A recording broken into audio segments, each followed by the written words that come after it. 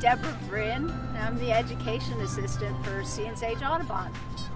Today, we're standing on one of our trails, and right next to us is pond number 1. We actually have 10 ponds.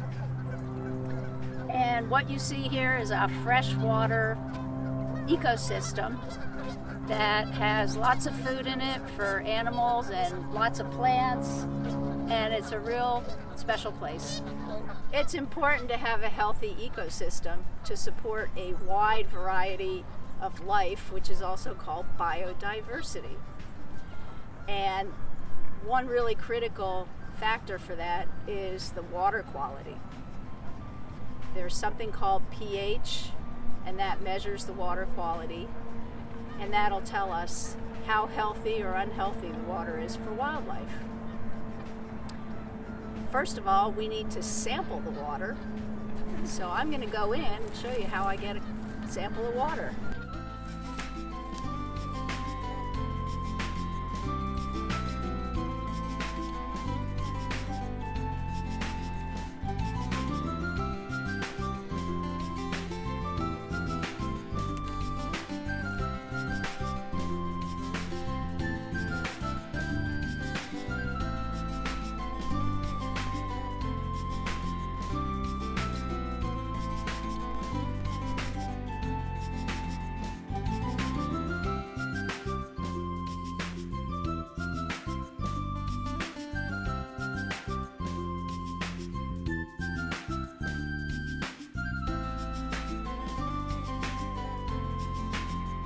So these are some of the tools that we're going to use today to test the water quality.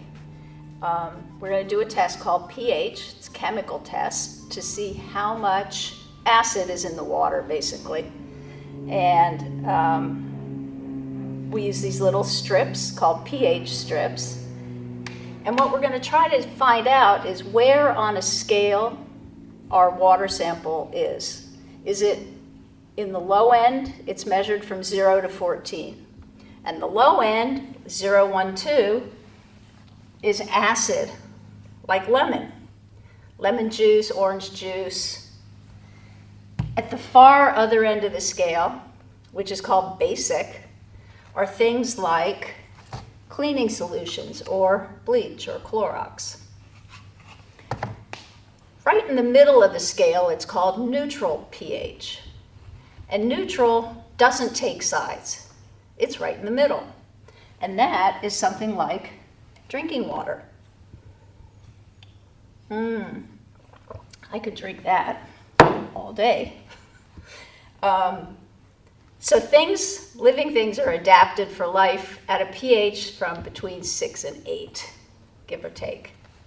So today we're going to test the water and find out.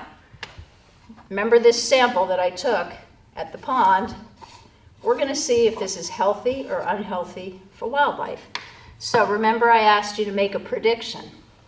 I want you to think about that. Did you think this is healthy for wildlife or unhealthy?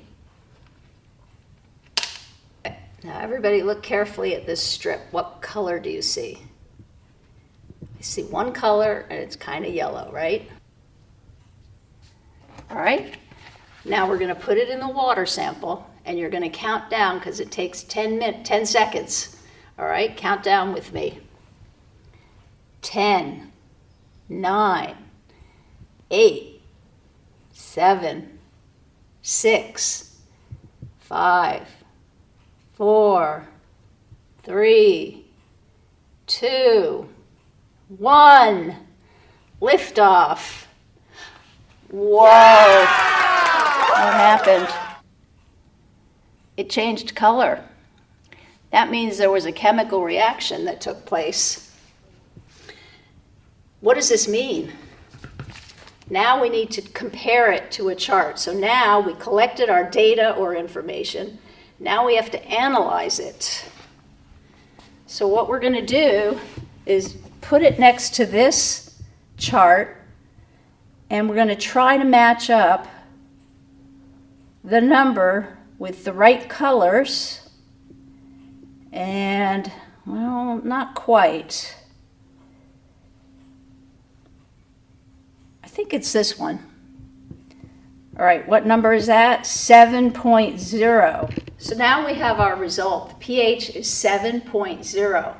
So looking on that bigger scale from 0 to 14, 7 is right in the middle. So that's our result. And what's our conclusion? Have our result, we want to make a conclusion. Is it healthy or not? So where is 7 on this? Oh, right there. So the result, the pH is 7, means that it's healthy for wildlife. And healthy water means lots of food in it for the ducks and other birds and other wildlife. So remember your original prediction, whether it was healthy or unhealthy for wildlife. If your prediction was different, why do you think it was different? What are some reasons? And this leads you probably to more questions and more experiments, and that's what science is all about.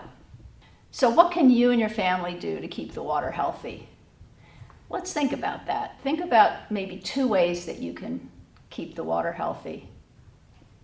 Maybe not throw garbage on the ground. Maybe pick up after your pets.